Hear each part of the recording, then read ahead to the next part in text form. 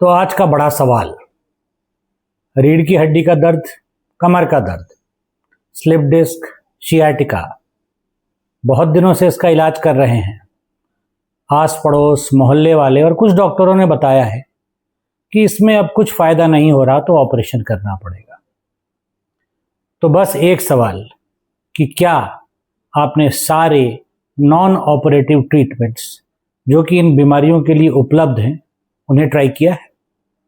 आइए मिलके जानते हैं non surgical treatment of बैकएक and sciatica. अगर सही जगह सही समय पे पहुंचे तो ऑपरेशन के बिना भी इन समस्याओं का इलाज उपलब्ध है, सफल है और लंबे समय तक कारगर है।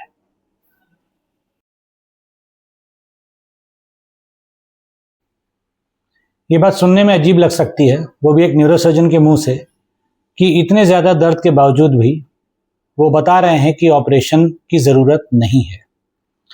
तो human body is a very versatile thing. उसके पास खुद को हील कर सकने की क्षमता होती है। जब तक नितांत ही आवश्यक ना हो ऑपरेशन की ज़रूरत नहीं होती। तो पहले बात करते हैं उन स्ट्रक्चर्स की जो इस दर्द को पैदा करते हैं। ये रीढ़ की हड्डी का एक मॉडल है। ये वर्टिब्रल बॉडीज यानी रीढ़ की हड्डियां, ये नर्व्स, ये सैक्रोइलियक जॉइंट्स और ये रीढ़ की हड्डी के आपसी जॉइंट्स। ये लाल रंग का जो दिख रहा है ये मॉडल दिखाता है स्लिप डिस्क को। और सबसे नीचे सेक्रम यानी नीचे वाली हड्डी जो कमर से रीढ़ को जोड़ती है। मेन पेन पॉइंट्स जो हैं वो इन्हीं स्ट्रक्चर्स के मिलके या अलग अलग पैदा होते हैं। शुरुआत करते हैं वर्टिब्रल बॉडी यानी ये रीढ़ की हड्डी का फ्रैक्चर या टूट जाना या ऑस्टियोपोरोसिस यानी हड्डी के गलने से इनका कमजोर होना कमर दर्द पैदा करता है। नर्व्स का पिंच होना जो कि इस तरह से दिखाया गया है। ये स्लिप डिस्क नर्व के ऊपर बैठ जाती है, नर्व को पिंच करती है और पैरों में दर्द जाता है जिसको सायटिका कहते हैं। Then we come to the joints. These are the facet joints। रीढ़ की हड्डी के ऊपरी और नीचे हिस्से को मिला करके ये जोड़ बनता है। इन जोड़ों में गठिया जैसा असर होने पे दर्द पैदा होता है। अब इनके ट्रीटमेंट ऑप्शंस क्या हैं? अगर मेजर इश्यूज नहीं हैं, जॉइंट्स में मामूली कमी है, पीठ की मांसपेशियों में कमजोरी है, तो अच्छी और targeted physiotherapy it is very helpful. Lifestyle changes जैसे weight reduction, regular walking, exercise, core strengthening along with physiotherapy works wonders। Then we come to the problems where the neural structure is involved। यानी कि नसों पे दबाव है, रीढ़ की हड्डी का रास्ता मामूली तौर पे सकरा हो गया है या इन जोड़ों में सूजन आ गई है। यहां पे आती है बात पेन प्रोसीजर्स की। पेन प्रोसीजर्स में पहले इंजेक्शंस। पहला इंजेक्शन लगता है रीढ़ की हड्डी के अंदर। It is known as epidural steroid, जो कि एक लंबे हिस्से को कवर करता है। दवाई जाकर के नसों की इरिटेबिलिटी कम करती है और दर्द को कंट्रोल करती है।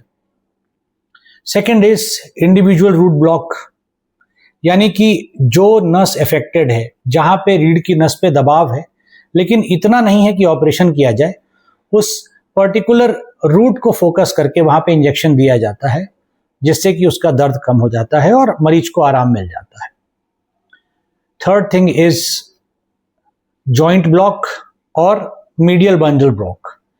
वह नसें जो कि इस जोड़ को सप्लाई कर रही हैं या इसके अंदरूनी हिस्से को जो कि नस के कांटेक्ट में आ रहा है उसको सप्लाई कर रही हैं, उन पे दवाई डालने पे इन जोड़ों से पैदा होने वाला दर्द और इन जोड़ों की वजह से नसों में आने वाला दर्द कंट्रोल होता है। The fourth is sacroiliac joint injection. ये जो आखिरी हड्डी है जहां पे रीढ़ की हड्डी कूल्हे से जुड़ता है, ये गठिया का शिकार हो जाती है। इसको सैक्रोइलियाइटिस बोलते हैं।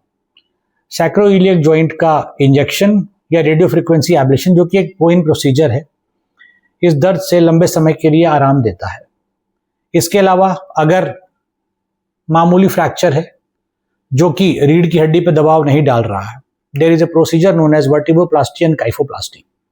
इसमें रीढ़ की हड्डी में पीछे की तरफ से जा करके एक मोटी सुई डाली जाती है और उसमें बोन सीमेंट डाल करके हड्डी की मजबूती और साइज को रिकंस्ट्रक्ट किया जाता है। इससे immediate and long standing pain relief मिलता है।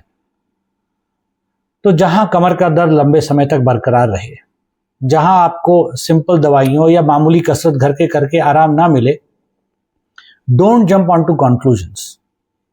ऐसे डॉक्टर से मिलें जो इसमें एक्सपर्ट हैं, जिन्हें लंबा तजुर्बा है, पहले तो बीमारी के स्रोत को खोजने का और दूसरा नॉन ऑपरेटिव मैनेजमेंट से इस चीज को ठीक करने का।